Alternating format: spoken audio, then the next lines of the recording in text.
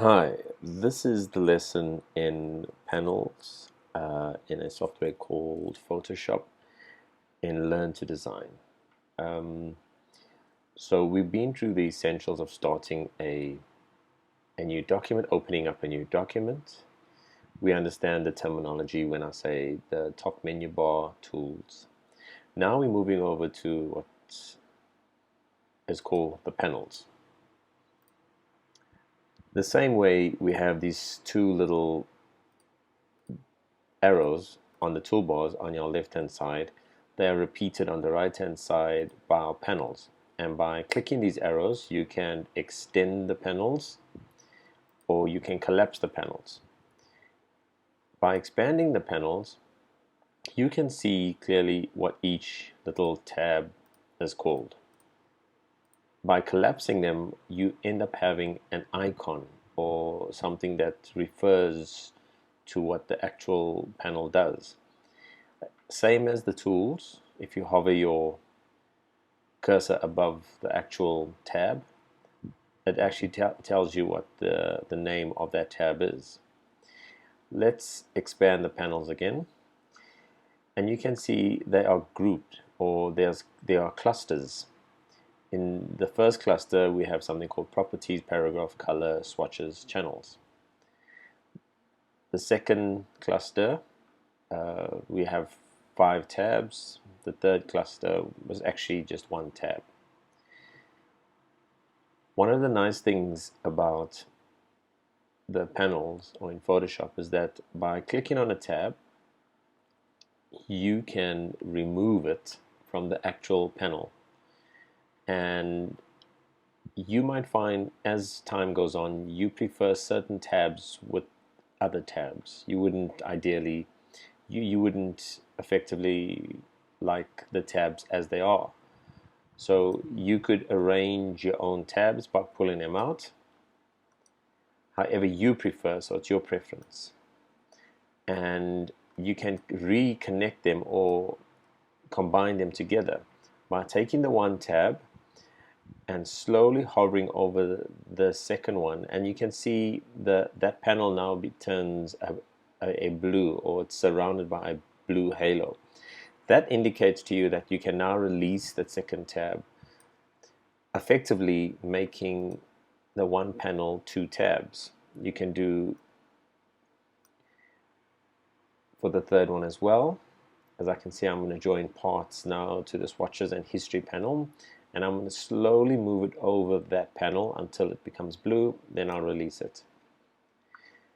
What's nice about this as well is that let's remove it. If you prefer not to combine the panel, you can actually take the second tab and put it beneath it. And same as above, when we do, there's a little line or stroke that turns a bright blue, indicating that now you can release it. What this effectively does is it combines the panels so that it moves as one.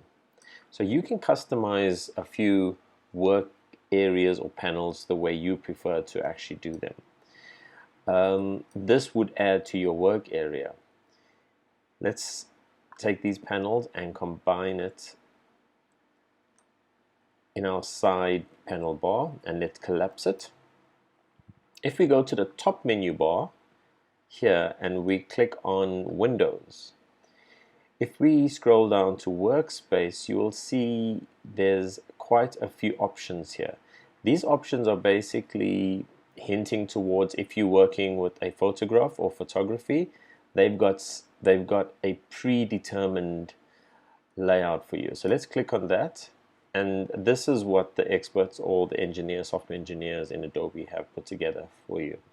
If we can go to the next one, so effectively these tools or these panels is what you would probably most be using when you're working with photography. Let's go back to the top menu bar again, go to Workspace, let's go to typography type, which means it's fonts, it's words, and again you see this character which has to do with the font, it has to do with the leading, it has to do with the kerning and the tracking, which we'll go on a bit later. So one of the nifty features in Photoshop is that we can save our setup or our workstation. Effectively, this is referred to as our workstation in Photoshop.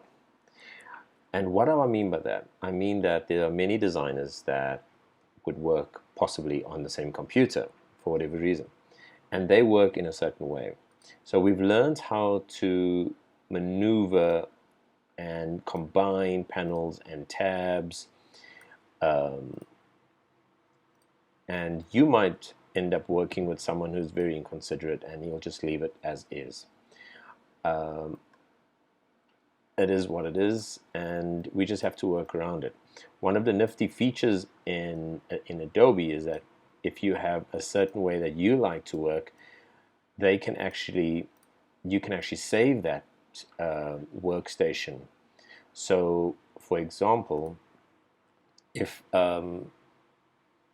we go to the file menu bar right on top and we say Workspace and we want to create a new workspace, let's create the one for LTD. Let's call it LTD Workspace, and say, how nice is this? You can save the keyboard shortcuts and also the menus. Let's just save it, and let's take our swatches, let's expand it, pull it out. Let's take our paths, let's pull that out, and let's take our layers and let's pull that out. Let's combine it. Let's combine it to make it in one panel. Take it one step further and let's put this one beneath it. This is the way we want to work. This is, for some reason, this is perfect for us. So we've got that in the center so we can see how it looks, so we can identify it amongst the other workspace spaces. We're gonna go either to our file menu bar on top, we go to Workspace, go to, let's choose something, I don't know, Essentials. See, everything springs back to the Essentials setup, it's defaulted to. Let's go back to the file menu bar again, Workspace, let's go to, we're going to work on motion. And again, it springs back to the motion setup. Remember, the other way, as opposed to going to the top file menu, there's a drop-down menu bar. Let's see if it remembers the way we like it on LTD, Learn to Design Workspace. There we go. So it remembers the way we like it, and that will be a real handy tip for you when you're working with many designers or individuals, and it will most likely and hopefully lessen the frustration